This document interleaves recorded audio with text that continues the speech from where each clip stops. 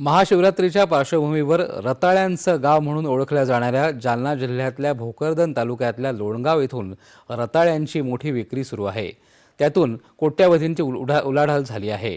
यंदा अतिवृष्टीमुळे उत्पादनामध्ये काहीशी घट झाली असली तरी बाजारपेठेमध्ये मागणी कायम असल्यानं शेतकऱ्यांना दिलासा मिळाला आहे।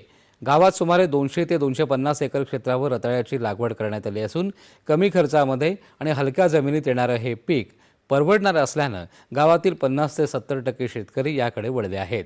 इथल्या रताळ्यांना पुणे, मुंबई, इंदूर आणि लातूर सारख्या मोठ्या शहरांमधून मागणी येत आहे।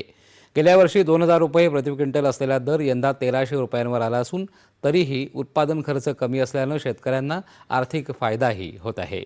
गावात कमीत कमी 20 मला जसं कळतं, जशी मी शेती करतोय, समज 10 ते 15 वर्षापासून या गावात मी जसं पाहतोय तसे रताळ्याची लागवड चालू आहे। रताळ्याची लागवड ही 50% आसपास आमच्या गावात आता लागवड सुरू आहे, म्हणजे होती दरवर्षी होते आणि बऱ्याचशा वर्षापासून चालू आहे। रताळ्याचं गाव का म्हणतात, म्हणजे ऑल महाराष्ट्रात कुठे रताळे लावत नाहीत, फक्त लोणगाव भोकरदन तालुक्यामध्येच, हे लोणगाव मध्येच क्षेत्र जास्त आहे आणि इथंच जास्त लागवड होती, त्याच्यामुळे गावाला ओळखतात। समज शिवरात्रीच्या अगोदर 8, 9, 10 दिवसांनी लागवड काढणी होती।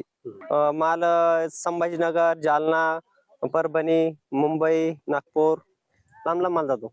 म्हणजे आमच्या तिथं जवळपास 20-25 वर्षापासून ही, म्हणजे त्याच्या अगोदर पण खूप वर्षापासून शेती केली जाते रताळाची। जवळपास आमच्या तिथं जवळपास 200-250 एकरवर ही आमच्या गावामध्ये रताळाची लागवड झालेली आहे।